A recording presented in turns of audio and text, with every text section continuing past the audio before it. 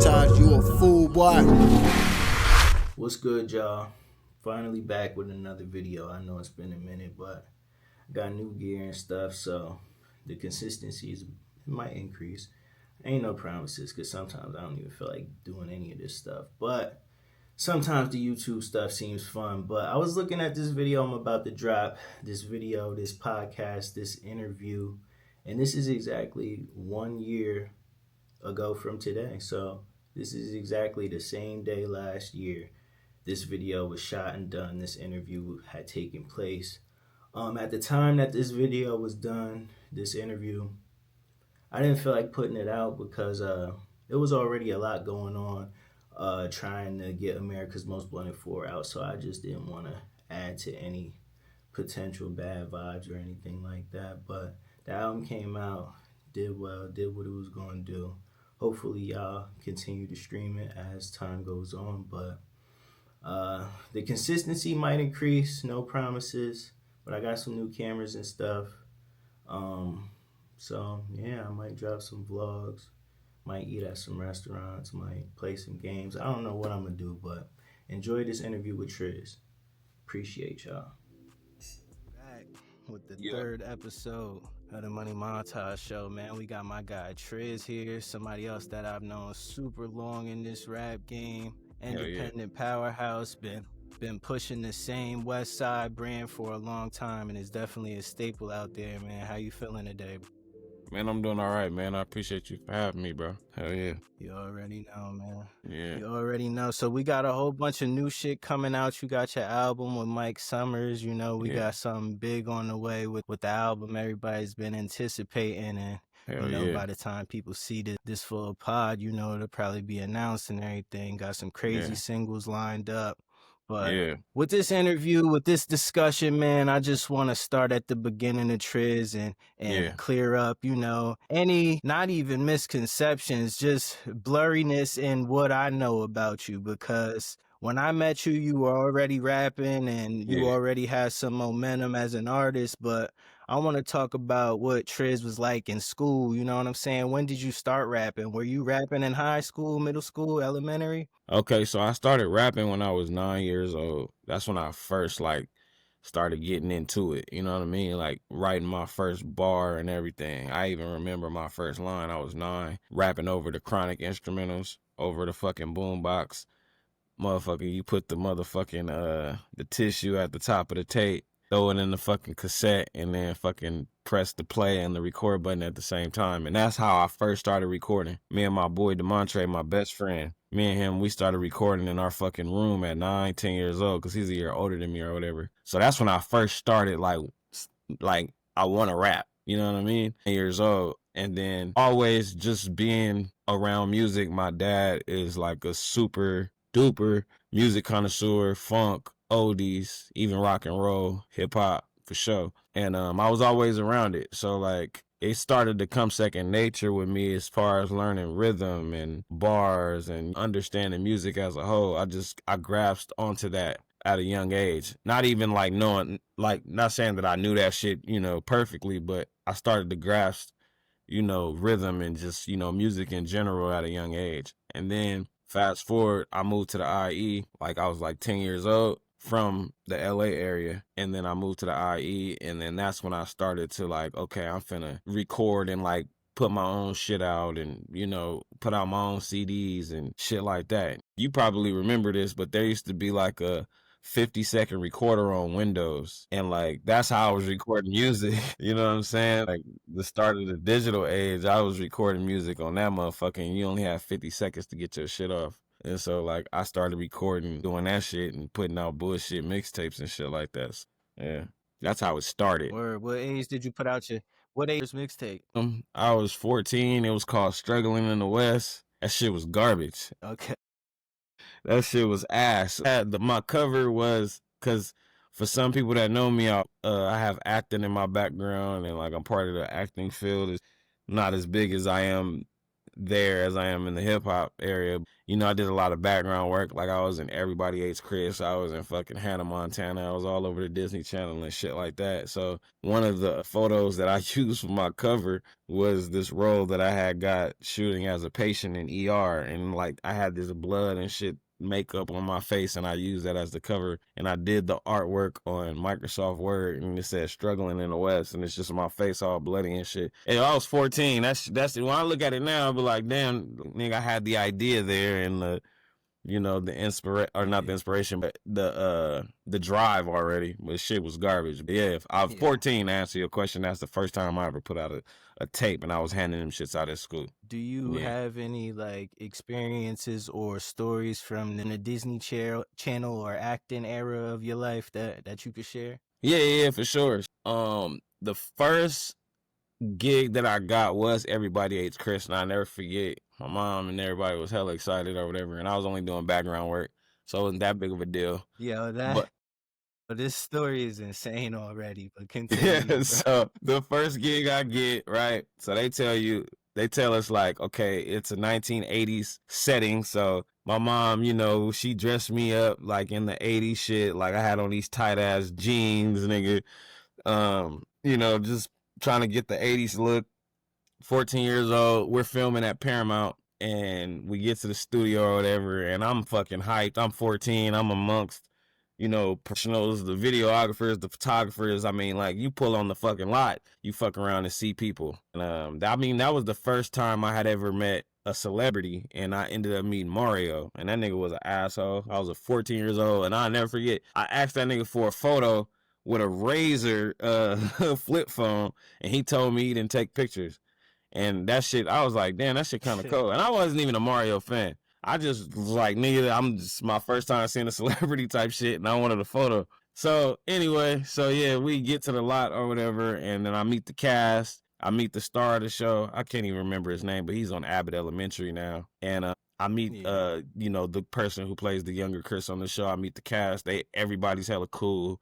The catering is amazing. This is the first time I'm getting like, damn, this is what it feels like to be in the industry type shit at 14 years old. So yeah, that's one story I could share. And then after that, I ended up on Hannah Montana. on the Disney Channel, and we shot that at Channel 5 on Sunset. And I got to meet Miley Cyrus, and I got to meet the whole cast of that show. And that was like probably my biggest look on screen, because even as a background actor, I had like some good screen time. And then I made the Laughing soundtrack. In other words, I did something in the show that made the Laughing soundtrack play, which was really dope to me. Okay. And what did so I ended up meeting Basically in the scene, this one of the kids, he says something that's supposed to be funny, but I make this blank ass face. And it's funny because when I watch that scene now, I'm like, that's me today. Like, nigga, I'm hella blank face and everything's not funny to me. Like, you got to really know how to make me laugh. And I was like, when they did that, it wasn't even told to me not to laugh. I just didn't think that shit was funny, and I made this blank ass face, and they kept it in there and played the soundtrack, the laugh track and everything. Because it's not live, like, it's not a live audience and shit. So when I watched it back, and that's one of the clips that I show people, like, when I be like, yo, yeah, I used to be in the backgrounds and shit like that. And so that ended up being a really big part of my career, because every now and again I'll post it on Twitter, Instagram, or whatever have you, and people go crazy. But yeah, I had ended up meeting Miley, and me and Miley ended up being real cool on set and shit like that. A lot of the other actresses, actors and actresses, and she ended up fucking blowing the fuck up. You know what I'm saying? I think she getting her Hollywood Walk of Fame star sometime next month or this month or some shit like that. So yeah, those are some cool stories I got from that time. Yeah, nah, that's fire, bro. Did getting a taste of that success make you want to be in the quote unquote industry, or do you feel like you not necessarily taking the approach to be in the quote unquote industry now? It definitely, like, because I know you say so much underground shit. That's why I'm saying that. Like, do you champion being part of the underground, or when you were young, did you want to be like more of a mainstream famous rapper? I still want to be a mainstream famous rapper, but I got my integrity, and there's certain things that I won't sacrifice to do that.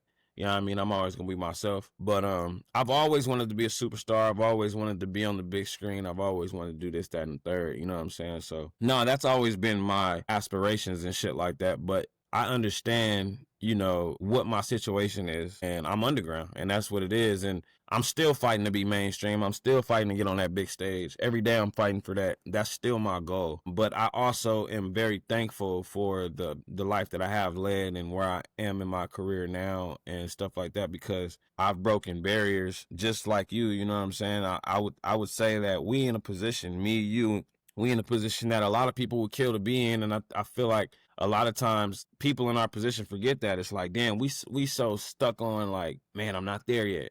Damn, I'm not where I want to be yet. But it's so many motherfuckers that would kill to have plaques, or, you know what I mean, have millions of fucking streams, or be in certain rooms that we get to be in, or just do this shit for a living. You know what I mean? Like, man, I don't gotta get a day job. I don't gotta do none of that shit. I live strictly off of this rap shit. You know what I'm saying? And I've been doing that shit since 2012. Like, I've made it to a certain point in my career that I'm like, damn, I want that, but I'm very appreciative and I'm very happy to be where I am, because I literally can get up and do what the fuck I want. If I don't lay in bed all day and play video games or watch Netflix, I can do that. And to me, that is a huge milestone in a lot of people's lives that I was able to reach. So to answer your question, yeah, no, it's always been my aspiration to be rich, famous, and on a big screen. Yeah, that's a fact, Straight bro. up.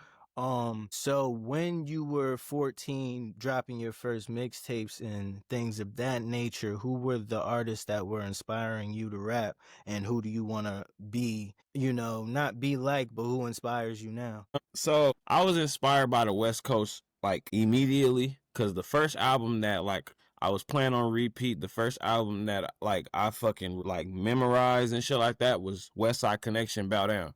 My dad played that shit religiously, and that was one of the first CDs that I had in my CD player at like 4 years old, 5 years old. Bow Down dropped in 1996. I was 4 years old. I remember that time. You know what I'm saying? Being in my car seat, having a CD player, and my dad like giving me my headphones. You know how like parents get a kid, they rattle, they pacifier, shit like that. My dad was giving me my fucking CD player and headphones, like, here, nigga, like, that'll keep him quiet type shit. And that's what I would be bumping, nigga, explicit and all of that. Even though my mom was super against the explicit material, my dad he didn't give a fuck. He just wanted me to be cool. And so, like, my inspirations were heavily influenced by the Coast Side Connection, especially. And then enter 1999, 2000, the Cash Money No Limit era. I was super influenced by that. Like, Master P, The Last Don was the first album that I got with rewind. Master P, The Last Don was the first album that I went to the store with my dad and said, like, I want to buy that album. Like, can I get that album? And he bought it for me. The first album that I bought with my own money was Life After Cash Money by BG. So, like, I was heavily influenced by Down South, too. Like, that whole, like, bounce, gangsta, like, Southern music. I was influenced by that, too. I remember my dad, 3rd grade, nigga, going to the Compton swap meet and buying me a No Limit chain. I don't even know if that motherfucker was real, but I had one. Like, No Limit chains were a big deal in 99 and 2000, nigga, swear to God. And I had one. I never forget wearing that shit to school. I remember what I had on, a black t-shirt with the sleeves cut off, nigga, with a No Limit chain on. I'll never forget that type of shit. So to answer your question, the Chronic 2001, that shit came out when I was 19, that was 7 years old when that album dropped. I'm heavily influenced by the Chronic 2001. I love that album front to back. Red Hot Chili Peppers, and I know that's totally left field for what I'm talking about, but that was another album that my dad played religiously. Funkadelic and George Clinton and the Parliament, super inspired by them. Yeah, so that's like, I would say those were the artists. Oh, and Outkast is a fucking not Aquemini, but their second album after Aquemini. Fuck, I'm drawing a blank. What album is that? With Rosa Parks on it. What's the name of that album? And I forgot the name of that shit. I have to know that. Hold up, Montage. I have to tell you what album that is. Fuck that, I got my phone right here. Hold on. Because that's going to bother me like a motherfucker. Hold on. It's the second album. I was just saying if I... Okay. ATLiens. Okay, so ATLiens. That album fucking inspired the fuck out of me. And then I was always confused. So I'm like, they allowed them to put naked women on fucking CD discs? Like, that was so crazy to me. Cause you always, like, if you was an Outkast fan, you know they discs were crazy as fuck. They always had some crazy ass shit on them.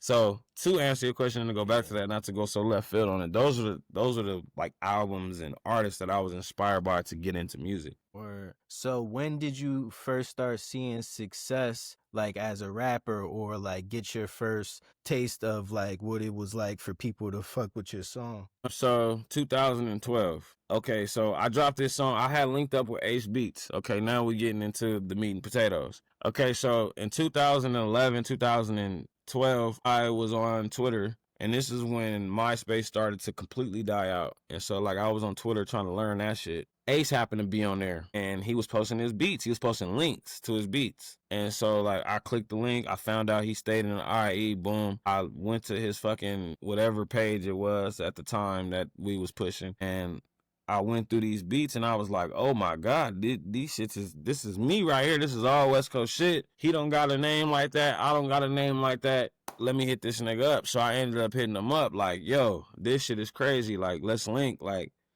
I don't got a crazy following. Shit ain't really cracking like that. But, man, I think me and you could do something. You know what I'm saying? So he ended up sending me a beat.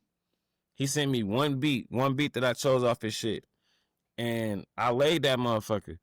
And he fucked with it heavy. And so after he fucked with it, he was like, bro, we got to link up. Where you live at? I'm like, shit, I live in Corona. He like, shit, I live in Upland. I'm like, bet, check this out, nigga. I'm finna be at the homie house in Rancho, pull up. Like, and come fuck with us. The studio ain't there, but you can come fuck with me and my homies and shit like that.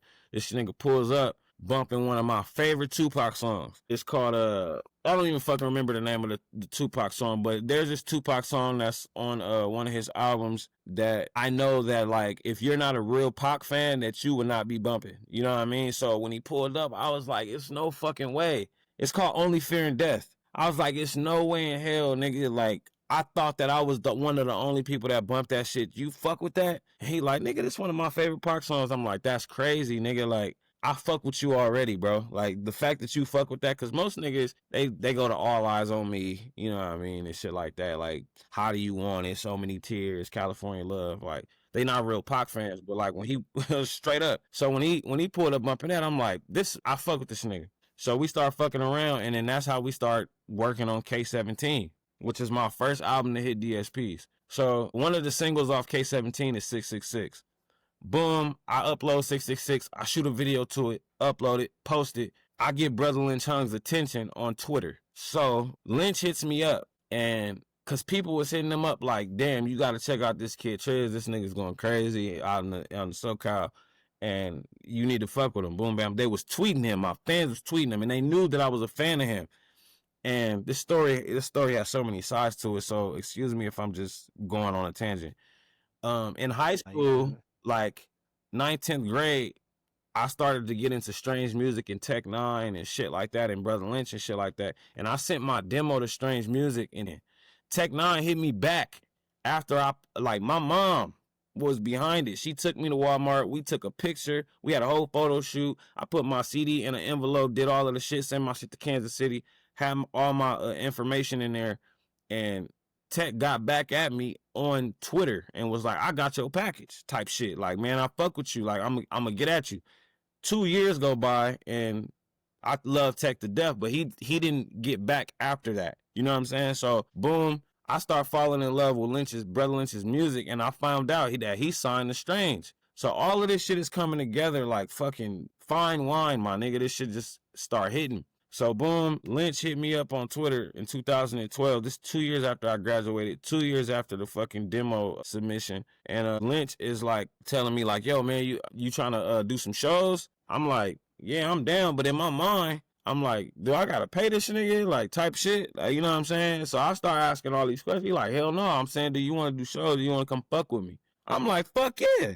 He like, all right, for sure, I'll be in touch. I'm like, bet. So this nigga, couple days go by, he hit me. He like, I got a show in Arizona. If you can get there, you can perform and you can come out with me. I'm like, bet, line it up, nigga. I get on the Greyhound with a cell phone, no charger. My phone's about to die, all type of shit. I probably got like $25 on me. I don't know where I'm asleep. None of that shit. If it ever get tricky, I knew I could hit like some homies on my mom or some shit. But I jumped on a Greyhound bus. The show was the next day. I shot out to Arizona. I get out to Arizona. The show gets canceled because somebody got stabbed at the show. So now in my mind, I'm thinking like, okay, I know what I'm into because I've heard about Lynch shows. You know what I'm saying? I know like they get cracking. But when I got there and that happened, I'm like, oh, this shit is for real. Like, you know what I'm saying? Like, his manager picks me up from the Greyhound station. And the whole time on my way up there, mind you, I'm like, damn, is this shit for real? You know what I'm saying? Like, I'm like, what if I get up there and this is some total bullshit? Man, I got to the Greyhound station. His manager was waiting outside in the front. Like, you Trizz? I'm like, yeah. He like, Lynch waiting for you at the hotel. I'm like, bet, get in the car. I go to the hotel. Lynch take me out to eat, take me to get some barbecue. He like, the show got canceled, but fuck it. We gonna hang out. I'm gonna take you to get some food. I got you a room. And now at this point, I'm like, oh, this is all legit. Like, fuck it, right? So, show gets canceled.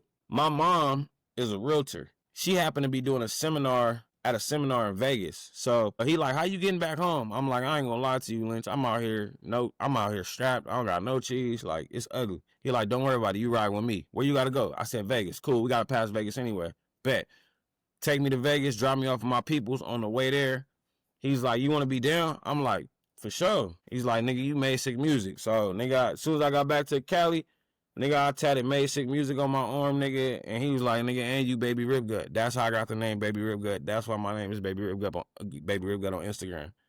And I know this is a long story, but I'm getting to the to the end of your question. Nah, keep going, bro. Yeah. People need to hear this. On the real. So boom, he tells me, like, you know, I'm working on my new album. I'm working on the third album with Strange. It's my last album on Strange. I gotta get you on there. I'm like, what? Say less. I'm recording up in Sacramento at SoundCap. I need you to come up here. Do you need any money? Like, do you need me to get you up there, whatever? No, I'm like, nah, I'm cool. I can get up there. Don't even worry about it.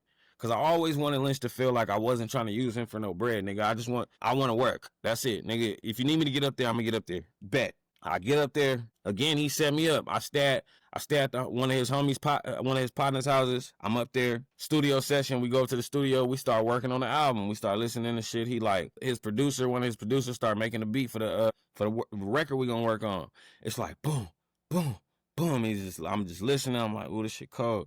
You know what I mean? He like, whatever you can do, like, just throw in there. I'm like, bet. So I go in there and lay my verse. I go in there and lay another verse. He go in there and lay his shit. He like, this going on the album for sure. You ain't got to worry about it. Boom. The record ends up on the album. He's like, I'm going on tour. You want to come? I'm like, what? Nigga, you ain't got to say less, nigga. Boom. This nigga got nothing but good news for you. Yeah, nothing but good news the whole way, nigga. I'm telling you, he like, boom, like, let's go on the road. Like, I'm like, all right, for sure. How long? He like, it's 65 shows. I'm like, yo. So I'm telling, he's like, look, you're not going to get paid. But you will have a place to sleep. You're going to be on a tour bus with us. You will eat. Your food is paid for, and your travel is paid for, and your sleep is paid for. That's all I care about at the time because I'm trying to get my foot in the door. What else do you need? Eat, travel. That's it. And he made sure all of that shit was good. I went on this tour, 65 shows, and my fan base blew the fuck up.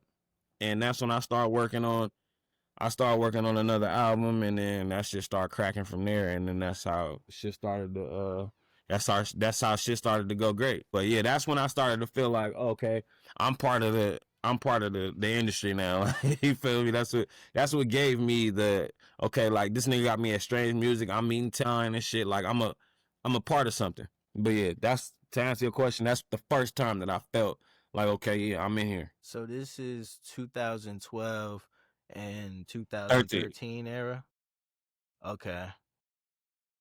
Okay, cool. So you're on the run and on the road with you know, Brother Lynch and Tech Nine, and associated with Strange and Made Sick Music and all of that for a good 2 years. Yeah. I probably come in contact with you around like 2014 or 15. Definitely. Around that era. So definitely we're creeping up on the time that I start to know you. So yeah. But I think I met you after the first A and B was out. What project did you work on?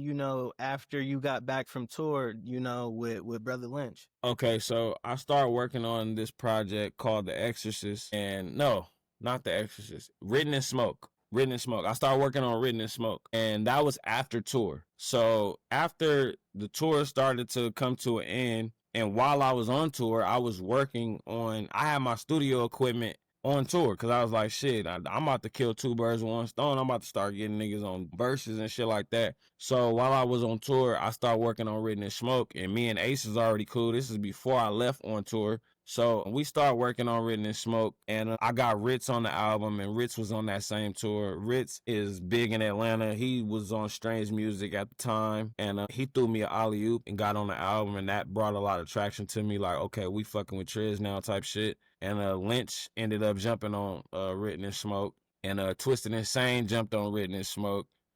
And actually, no, I dropped a single with Lynch to promote Written in Smoke. So Lynch wasn't on the actual album. Oh wait, was he? Was he on? No, he was. He was on Shower Curtain. Yes, he was. Okay, so Lynch ended up jumping on Written in Smoke. Ritz jumped on Written in Smoke. G-Mac jumped on Written in Smoke. So then it started to look like, okay, this nigga Trizz is doing something.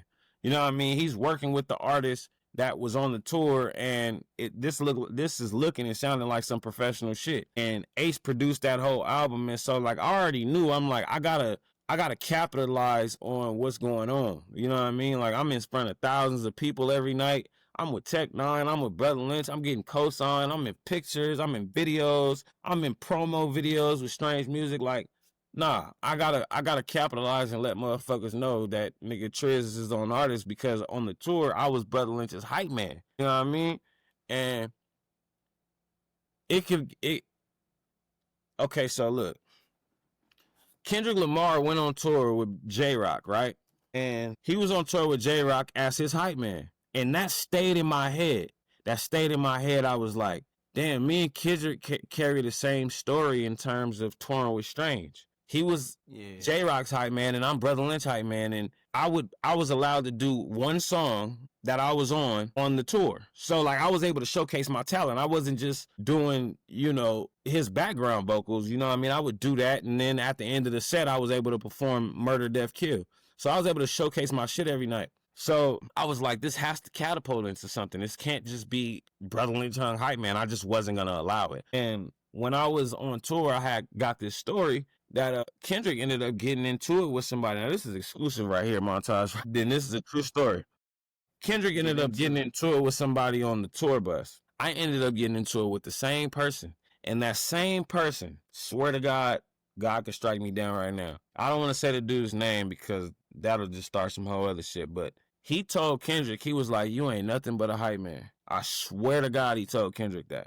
He told me the same thing. Swear to God, on everything I love. Somebody that was on Strange Music? A worker. Like somebody who, like a right hand, somebody who's like tight with Strange. You know what I'm saying? I ain't gonna say the name, but he told Kendrick, you ain't nothing but a hype man.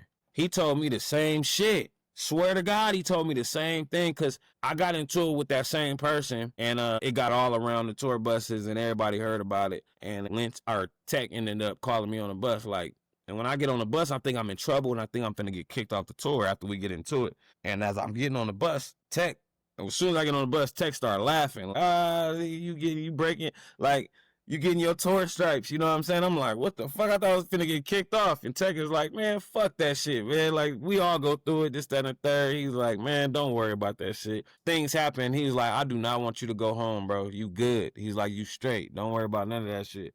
And so I was like, okay. So now I have this battery in my back. I'm like, I'm carrying the same weight that Kendrick was carrying. I'm not saying that I'm Kendrick Lamar. I'm not saying that at all.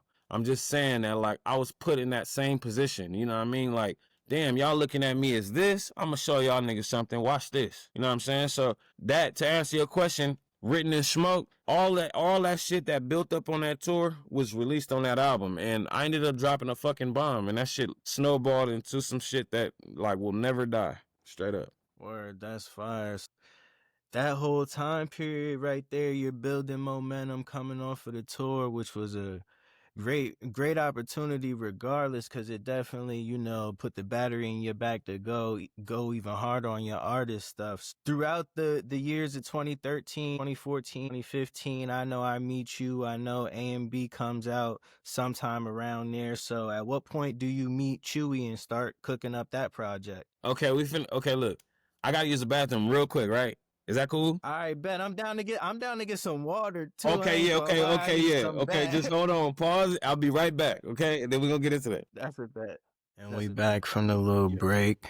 So ask that question again. You know, yeah, where we left off, so, 2013, 2014, 2015, you transitioning from being on tour with Strange. I know around these years I meet you and I start to work on songs with you and things like that. So, when did you meet Chewy and when did you guys start working on the first A and B? Because I know I met you probably a little after that or around that time. Okay, so while I'm up in Sacramento working on Manable Lecter, one of Lynch's homies was in the studio. My nigga Rob Roy. He was I asked him, I'm like, yo, who cracking out here? Like, what's the scene like? And he told me about Chewy amongst other artists. And Chewy is somebody who I gravitated towards. I was like, yo, this nigga's dope. You know what I'm saying? Immediately, his hustle, his independent grind, all of that shit I was fucking with. So, I was like, I gotta hit this nigga up.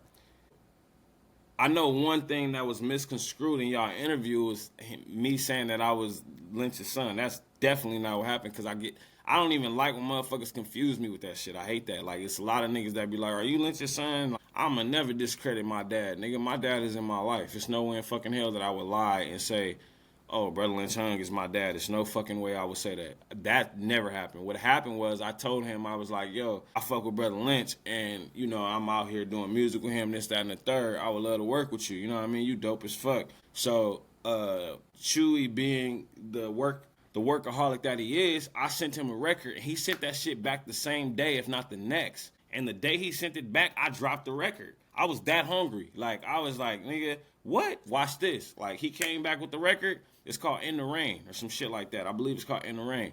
And I dropped that motherfucker the same day he sent it back. And if not, it was within 24 hours of him sending the record back. He sent the shit back. I got the shit mixed. I put that shit out. And it ended up on my project, The Exorcist. Boom. So he was fucking with it. He wasn't even cheering, like, bet. You know what I'm saying? And then so he invited me out to his crib in San Diego at the time. I pull up. We smoke a gang of motherfucking weed. We chilling, whoop-de-wop-de-whoop.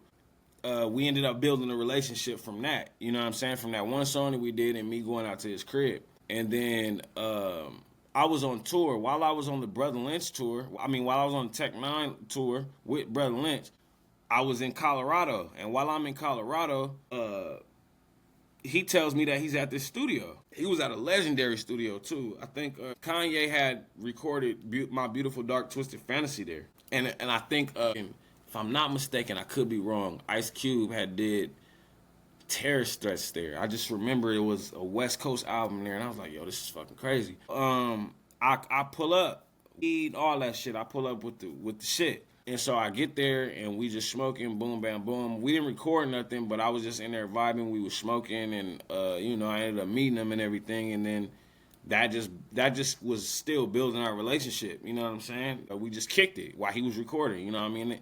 I think he was in there with Shay Money. Rest in peace. And we was in there smoking and shit like that, and we was just kicking it. And then I bounced out, and then when we got back to Cali, after I got off tour, because Denver was the last show of the tour.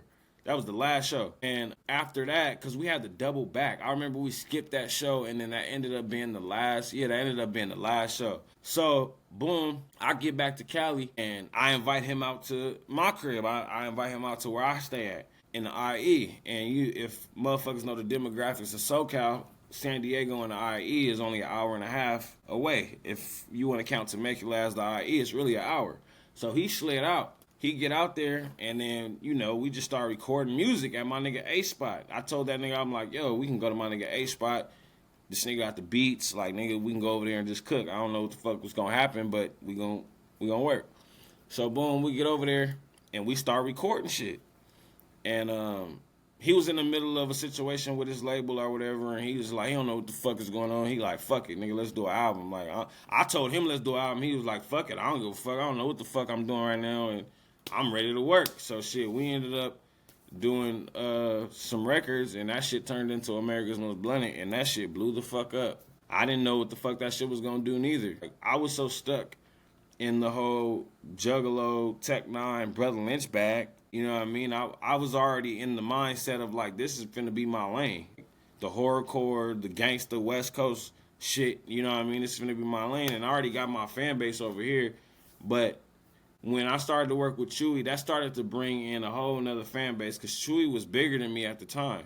I will admit that. That's not something that I've ever combated. Chewy had a name ahead of mine at the time, for sure. You know what I'm saying? And so, him working with me, I've always appreciated that. You know what I'm saying? Let alone doing an album. And so we ended up doing that shit, and that shit ended up blowing the fuck up. And this shit was, to this day, I always say, America's Most Blunted and Chewy and Trizz is bigger than Trizz. That's a fact. All right, I know that for a fact. It is. You know what I'm saying? In terms of legacy, you know what I'm saying? But yeah, America's Most Blunted. That shit changed my life. Word, worse. Just describe the experiences that you had or y'all shared through the era of America's Most Blunted 1, 2, 3. I know that I meet you probably first times around 2014 or 15, and I always tell you how much I rock with you due to the experience that I had probably my first time going to California, Yeah, if I recall correctly, you know what I'm saying, and you came and scooped me up because I was flying out to Link OG Mako, and he said something about his house flooding and stuff yeah, like that. R.I.P. to my guy, but yeah. you R.I.P. had came out and picked me and my shorty up and had drove around to a whole bunch of destinations. We had a cool day and all that. Yeah, So I always rocked with you for being that solid. yeah, From then. And I remember we first connected probably on a song, maybe when I sent you that one when I had like a verse from like J304 or something, and we yeah. also just like J305 worked. and then that one chick, Nitty Scott. Yeah, when I was just putting songs together and stuff, super on the come up wave, like just dropping stuff online Yeah, on whatever free sites was popping at the time. yeah, No, we come from a different type of era with the music, but yeah, describe some of your experiences during the America's Most Blunted era and just running that up and getting all yeah. those streams and that shit blowing up on the blogs. Yeah, so like I remember when after we dropped A and B and this shit showed up on Two Dope Boys, I was like, I had always, during the blog era, Two Dope Boys, you wanted to be seen on there. You know what I mean? Like that was like Yeah. the double XL of our time in terms of like getting showcased. Now double XL is lame as fuck, but it like at that time, you know what I'm saying? It was like if you was on Two Dope Boys, you was saying something. So I remember I was on the 15 freeway, nigga. I was in the car with my mom and my pops.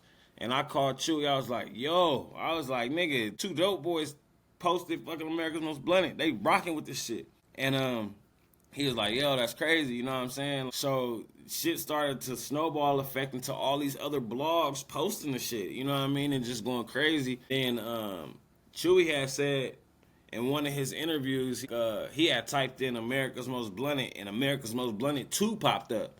Like it finished the search for him. And it was his interview he did with this company called Interviews at the time. They're not around no more, but it was called Interviews, INNER Views.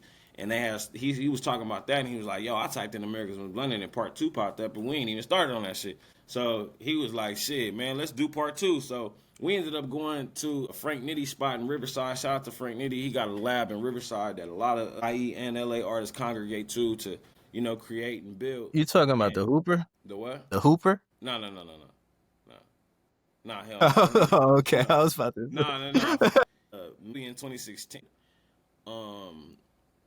We recorded that whole album in that studio. Badass was in and out of there. Shout out to DPG. Rest in peace, Badass. He was in and out of the studio watching us record that album. I remember Trey D from the East Side is coming through there. Like those sessions were crazy. Brotha Lynch had came through a few times, and we were recording that album. And that was, to me, America's Most Blunted 2 is our most authentic album America's Most Blunted 1 is, but America's Most Blunted 2, I would say, is our most authentic because we brought Monty beats in and we brought Ace beats in, and the vibe was crazy. Like, we was sleeping in the studio for days and weeks at a time. Like, that's one of my favorite studio sessions of all time. Like, and me and Chewy, in terms of finishing a verse, is very similar. I don't know if he would agree with this, but I feel like we're very similar in terms of like how fast we'll get a verse done. Like it be times where we'll turn the beat on and 30 minutes then went by and that nigga Chewy like, I'm ready. I'm like, oh shit. Like now I'm like, hold on, all right, for sure, I got you. You know what I'm saying? And he ended up inviting one of his producers through, and that's what became of May I. And I can't remember the producer's name, but he came by and he had beats on a beat machine and he showed us May I. And that nigga Chewy, he fucking wrote the hook immediately after he heard the beat. And that's one of our biggest records. If you go on Spotify, in the top 5 May I is like number 2 or some shit. And he went crazy on that motherfucker. And that ended up being one of our biggest records. And AMB2, Complex premiered it. We didn't even drop that motherfucker. Complex magazine was like, we want that and we want to drop that motherfucker first. We premiering that shit. I was like, shit, fuck it. Nigga, me and this nigga Chewy, we independent. We ain't got no major deals. We got a distribution deal. And Chewy set up the distribution deal with Below System Records because he was out on tour in Europe. And he called me like, yo, I got a situation. Whoop-de-wop-de-whoop. I think we could really push this motherfucker. So Chewy is behind the whole Below System Records story. And he ended up getting us the deal for that. And that's how we put out America's Most Blended 2. And that motherfucker ended up blowing the fuck up. And everybody was going crazy over that. We started shooting videos for that motherfucker. And I would say America's Most Blended 2 is my greatest experience recording music straight the fuck up. That's one of my... I wish I can go back to that time because we had an actual real studio. We had motherfuckers coming through, bringing us beats. You on there, Ace on there. It just, that was just a fucking amazing time. And then we were doing shows on Melrose, packing them out. We was getting booked like that. Like, what? Nah. Never denied the Chewy and Trizz legacy, and I never will. I always say that shit. Like, nigga, anytime a promoter hit us up, Chewy and Trizz always get more money than Trizz do. That's a fact. Nah, it's definitely a crazy time period. I remember, I just remember fucking working with y'all around that time. The thing about it is, bro, a lot of stuff during that time I wasn't even seeing as it was happening for y'all in real time.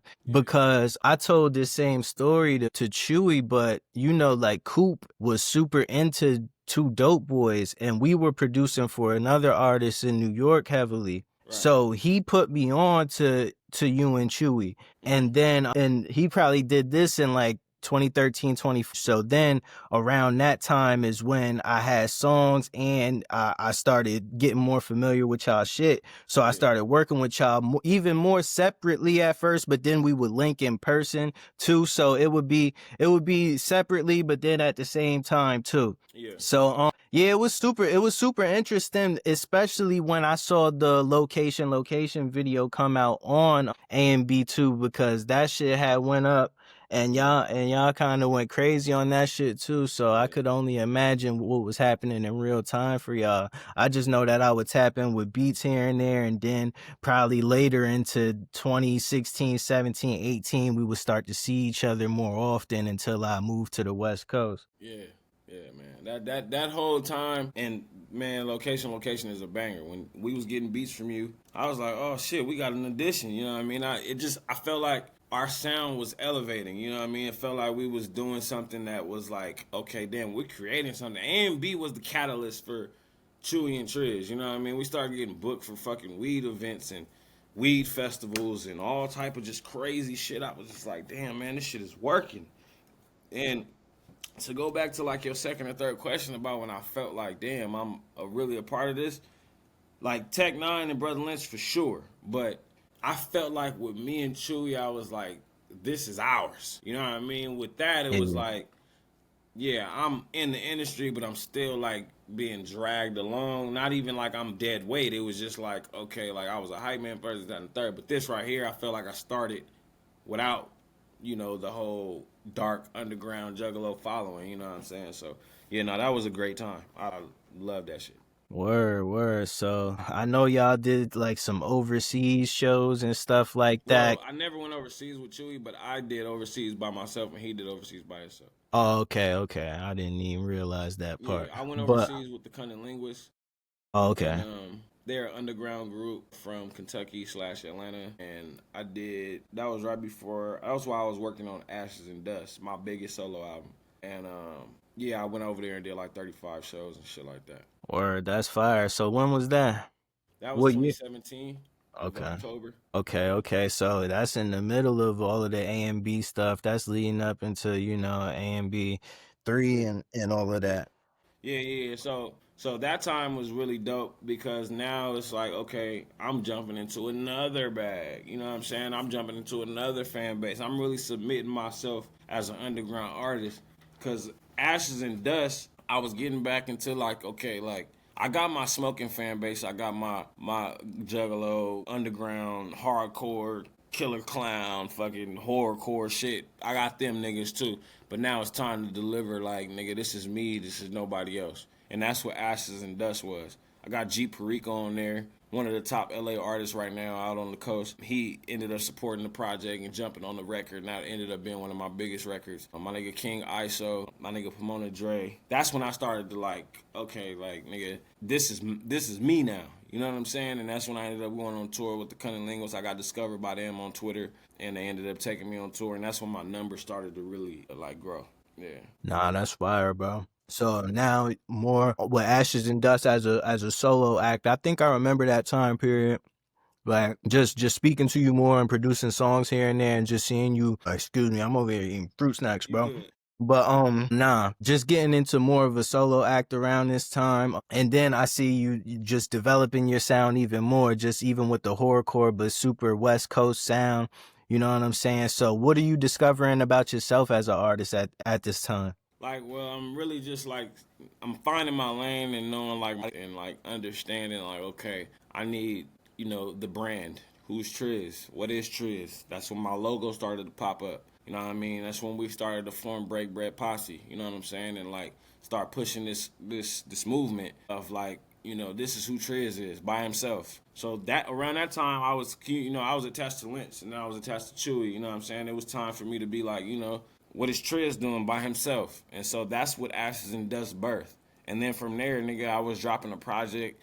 I was dropping 2-3 projects a year. You know what I'm saying? If not just one, but I never stopped.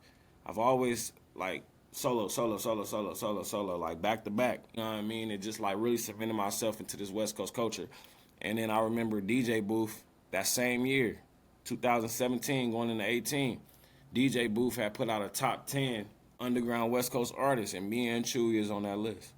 And that just shit like that was just like, man, we I don't give a fuck, man. We did it. That's how I looked at it. Like, we did it. Like, we submitted ourselves into a term like, nigga, if, God forbid, nigga, if I died today, I'd be happy with the way my shit turned out.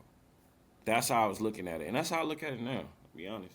Word. Growing up in like the Inland Empire, the IE, how did your environment, you know, shape your voice and you know how you attack the music game? Because I know that you rep the IE heavily. Yeah, well, we slept on, you know what I mean? We 45 minutes east of LA, and I'm still from LA. Like, I'm still from LA County. I'm not from the city of LA. I'm from Norwalk, Compton, and Long Beach, and then I move over into the IE. So, like, but the IE is where I got my game. That's where I got my footing. That's where I got, you know, where how I started to learn to market myself and started to print my own merch and do all of that shit. So that's why I rep the inlet so hard. You know what I mean? We slept on. This is where I sold the most projects. This is where I sold out the most tickets, all type of shit like that. Like, I touched my first stage in the IE, so I pushed the IE. But when I'm pushing the coast, I'm talking about LA and the IE, you know what I mean? But the IE shaped my entire career. Like, shout out to Noah James, he put me on my first stage. This nigga just put me on the festival, the 909 Festival, the Inland Empire Festival. I'm co-headlining that in September with my nigga Radio Base. The IE is like really near and dear to my heart, and I don't play with it. I don't let nobody talk shit. I don't play with the IE. That's some serious shit to me because I know how people look at us, and I'm like, yeah, you can't look at me like that. I'm respected from California to fucking New York. You know what I'm saying? Like, I've worked with the best of them. You know what I'm saying? Like, I'm affiliated with the best of them, and they have to respect that. I mean, look at Hit Boy doing 3-4 albums with Nas and shit, nigga. I'm from Fontana. That one, to hear Nas say Fontana on an album is like fucking amazing to me. Like, shit like that, you can't like beat that feeling. You know what I mean? Like, it's just a great feeling to be somewhere where it's not like a lot of people repping it and people look down on it. It's easier to rep it. You know what I mean? Yeah. It's not hard. It's not as hard coming out of LA because everybody fucking reps LA. Everybody want to be. I remember first coming out to the IE. And everybody want to say, I'm from Compton, I'm from LA, I'm from Long Beach, I'm from Wooty Wop. You know what I mean? Niggas was scared to rep where they fucking from and where they live at. Like, I grew out of that shit quick. For a long time, I was like, nah, man, I'm from LA. I've been out here for 20 years, nigga. I'm from the IE. You know what I mean? I had to succumb to that. But, yeah, to answer your question, bro, IE shaped my entire... You know, I got that shit tatted on my arm, you feel me? So, Nah, yeah, you it's kind of got into it, but my next question was going to be like, what are some common misconceptions about the IE or IE artists or people who come from there? But you said that y'all slept on and that some people might look down upon y'all. Why do you think that is? well, because we so close to LA. Like LA Yeah. is the mecca of entertainment, and being so close to them and far enough away for where you could be like, "Fuck y'all," that's a lot. You know what I'm saying? And like we get overlooked because we looked at as corny, lame. Y'all try to gangbang. Y'all are not really with the business. Y'all are bitches. All of that shit is looked at upon in the inland. You know what I'm saying? Like the LA area is looked at as like so gangster, so this, that, and the third, the Crips and the Bloods. Which they are. I fuck with LA. Nigga, my family from there. Nigga, I got family in the Crips and the Blood sections of LA. You know what I'm saying? But I feel like they look at us like we the little brother. And that's cool. But nigga, let the little brother eat. You know what I'm saying? Like, and like, real motherfuckers and niggas that's in the game, they respect the IE. You seen Kendrick on what was it, the BET Awards last year? He gave it up to the IE.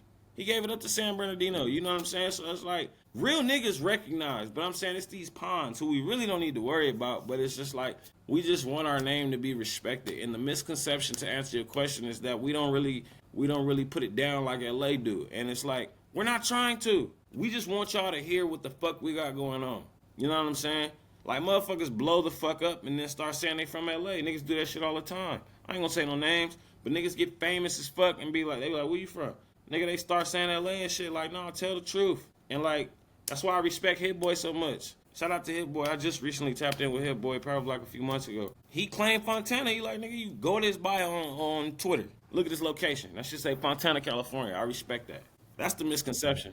Straight up. Well, I definitely could feel the energy because, I'm from upstate New York and it's close to the city, so there's always comparisons. But yeah, I could definitely feel where you coming from, bro. But you were talking about Ashes and Dust, just building your name as a solo artist even more with no attachments to you. I know within the past 5 years, you've done a bunch of features with a bunch of people. You've dropped projects with people like Mike Summers. So Mike Summers actually is the producer, was the in-house producer for Strange Music. I hadn't met him yet, but I knew that I was rapping over one of his beats when I got on the record with Brotha Lynch for his new album. So fast forward 10 years, 9 years, 2022, and I get a call from Dave Weiner, formerly an employee at a A&R record exec at a Priority. I could be wrong, my bad, Dave. But he was working heavily with Priority, Ice Cube. He was the one who opened the door. That scene in Straight Outta Compton when Ice Cube come in the fucking shit and he started tearing up the office. Yeah. That's Priority, and Dave Weiner opened the door. Yeah. He was the nigga that he was there when all that happened. So Dave Weiner was working closely with Strange or whatever. He ended up leaving or whatever and doing his own thing, and then he ended up calling me in 2021 and telling me like, "Yo, Mike Summers want to work with you." 7. That's what he's formerly known as. He produced all the Tech Nine shit. He produced for Kendrick. He's produced for Snoop. Mike Summers is a motherfucking legend. Plaques all over the wall. So when I found out he wanted to work with me, I'm like, no brainer. Let's go. What the fuck he want to do? Tell him to send the pack. As soon as he started sending me work, I started recording over them shit, sending them shits back. And we started to work on an album, and that's what became Baseline Cavity. Shout out my nigga TF. He helped me come up with the name for Baseline Cavity because I'm from the IE. And Baseline is the main street that runs through the I. And that's like, if you get deeper into Baseline, as you move through Fontana, Rialto, San Bernardino, it gets grimier and grimier and grimier. Drugs, prostitution, etc. Gangs, all that shit. Cavi is dope. Drugs. So Baseline Cavi, my shit is dope. I'm from the IE, Baseline Cavi, and that's how we got the name. And that was the first album that we worked on. So that's how I ended up working with him, was through Dave Weiner, because Dave Weiner tapped in and let me know that he wanted to work with me. That's fire. That's fire. So, I mean, I've seen a lot of what you've been doing over, probably the past 10 years plus. Shit, we done talked about Ashes and Dust, MB3. I had a bunch of bangers on there. Yeah, hell yeah, you did. With the Super Bowl and See the Day, those joints went crazy for sure. One of our biggest songs, Montage. Don't sleep. That's one of our biggest records. I know. I done been through it. Like, we done got paid off those already. We got paid off those a long time ago. That's why we gotta make some more. But See the Day. Nah, for sure. So like we got new music coming out now. I mean, if you want to get into more of the 2020 to 2025 era, Yeah, we can, but you got those projects with Mike Summers. I've been yeah, seeing you doing features with Boldy James. I know you got a super heavy affiliation with TF and associated with Ab Soul. So if yeah. there's any of that specific stuff or stories from the past few years that you want to share, we could get into that too. Yeah, so I ended up linking with TF, Traffic, and all of them. One day I was out in fucking LA and I was riding around with Castro and a couple of the homegirls from Texas because they was out here and we was showing them around. And they wanted to go by where Schoolboy Q was from. And I'm telling them, I'm like, that's not somewhere we could just drive by and just hang out or, you know. So I'm like, fuck it, we could drive by and I'll show y'all. So while we driving by, Traffic is hanging outside. And I'm like, oh shit. And I had my work on me. I had like CDs and shit on me. So like I'm the homegirls, they get out the car like, yo, we got somebody in the car that want to meet you, take pictures, this, that, and the third. We hop out of the car, me and Castro, and I give fucking Traffic my work, my music. He fucking with it, you know what I mean? And he called me, he hit me up like, man, we gotta get it, we gotta work. Boom, I ended up meeting TF because me and Traffic and Castro go get a fucking rental car, go out to Schoolboy Q show in Vegas, and we started linking with all of them. Q, Traffic, TF, and they just start embracing niggas and just start fucking with us. Castro shooting all of the shit. I'm getting on songs and shit like that. So that's how I ended up linking with, Traffic and TF and Q and all of that. And Soul, I had already been like conversing with online because I was sending him my music in, again, MySpace days. I was chopping it up with Kendrick, chopping it up with Ab Soul. Like if you go on my YouTube channel, it's a video with me and Ab Soul talking in 2010. It's a video of me and Kendrick chopping it up in 2010 on my YouTube channel right now. So like niggas will see the build up and the growth, you know what I'm saying? And like it not being so just like out of the fucking blue. Like I was always hustling and grinding, going outside, rubbing shoulders and trying to meet motherfuckers. And so 2017 is when I started to really like engrave myself into like the upper echelon of this rap shit in LA. And so as time started to progress, me and TF started really working and getting it in. And me and Traffic was doing records and I'm jumping on they shit. They jumping on my shit. We going to shows. I'm being around Q a lot more. Shit like that. So, that's really like what started to like boost my name in the LA scene. And I attest that to my homies, man. Them is my fam, man. Like they really supported me, really brought me in as fam, and like really like anything that I was doing, they was showing up to my shows, albums I was putting out, reposting them, like, just really like, embracing the nigga from the IE, and I really fucking appreciated that. And going into 2020 and shit, me and Chewy like, man, let's get back to it. Enter 3.5. We do A and B1, we do A and B2, we do A and B3. What we doing next? Let's do eighth. That's perfect. It's gonna be the premise to America's Most Blunted 4. So we work on America's Most Blunted, I mean not America's Most Blunted, but we work on 3.5. So I would consider this like an essential to like the A and B series. And at this time, Yeah. I have a studio that I'm renting out in Upland. And that's where we recorded fucking 3.5. And I'm skipping ahead because nigga, we did an EP in between that. We had did 2 Puff Pass because we was like, we need to feed the fans. And in 2017, we dropped 2 Puff Pass before A and B3. Like I'm Yeah. all over the place. My times, I swear to God, like it's just so much shit. But Facts. yeah, man, that's the story. In between 2017 and 2021, a nigga was working, like going crazy. Like, Yeah. yeah, man, it was a lot. It's a lot, man. The story is fucking 2 days long. Yeah, facts. Facts. You've been, rubbing shoulders with industry dudes. I know I met TF and stuff at a show that you invited me to. Yeah, Definitely remember being part of, the projects to come shit pretty much as soon as I started meeting y'all and working with y'all. So yeah, I know now we done finally got back together for another one for AMB4 on the way. We got yeah, we got the single coming soon, man. How you yeah. feeling about that? I'm excited about that shit, man. It's like I want to finally feed these fans so many times. I remember me and Chewy announced new music. We didn't even say and before in 2021. He came to my house in Buena Park and we took a picture.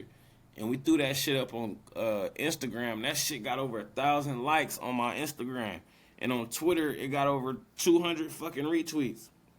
And I'm just like, man, this is another thing that I was saying, nigga. Chewy and Trizz is bigger than Trizz. You know what I'm saying? Like, nigga, they fuck with when we get together and we do our shit. I'm really excited about this album. I know motherfuckers is waiting on this shit. And I know this shit is gonna sell itself. You know what I'm saying? I'm really excited. I think the records that you did on there is crazy. My nigga Ace Beats came with his style, and I like how it was compacted with just us four. I think that was real special. It was like, okay, we getting back to the roots and the meat and potatoes of this shit. You know what I'm saying? We didn't get a lot of features and all of that. You know what I'm saying? And it was really like when I go back and I listen to it, and y'all will be hearing it soon. When I go back and listen to it, it reminds me a lot of the earlier days of our shit. Nah, we're not a lot of features, just straight to it, but the features that we do got definitely hit hard and fit the project decent, you know what I'm Yeah, saying? So I'm excited about the joint too, man. We got some fire on the way, man. yeah. We've been here for like a little over an hour though. You got Yeah. anything else you want to get into before we dip? Man, I got my new single just dropped with my nigga Khan. It's called Slumdog Millionaire. It's on the album with me and Mike Summers. It's coming in September. I got a baby on the way, so I'm dropping 3 albums before my baby get Yes, here. sir. In August, I'm dropping AMB4. Shout out to Chewy. Shout out to Montage. In September, I'm dropping the album with me and Mike Summers. I don't want to get a name away yet because I haven't announced it. And then in October, I'm dropping Leatherface 3 with my nigga Ace Beats, man. It's about to be a beautiful 2025 leading into 2026 because I'm tripping and I gotta chill out after I drop this Leatherface 3 because I gotta take care of my kid. But yeah, man, it's going down. Exciting times, man. Congrats again. Appreciate you pulling up to the pod. We definitely had a discussion, man. We Yeah, gonna have to get some more conversations and content in, but that's the Trizz story, man. It don't get no better yeah, than that. We went through the whole timeline, you feel me? yeah, But we about to get out of here, bro. I yeah. appreciate you, man. Man, thank you, Montage, man. Anytime, man, you wanna have me back, let's do it, man. You have a good day. Yes, sir. We out. All right, bro.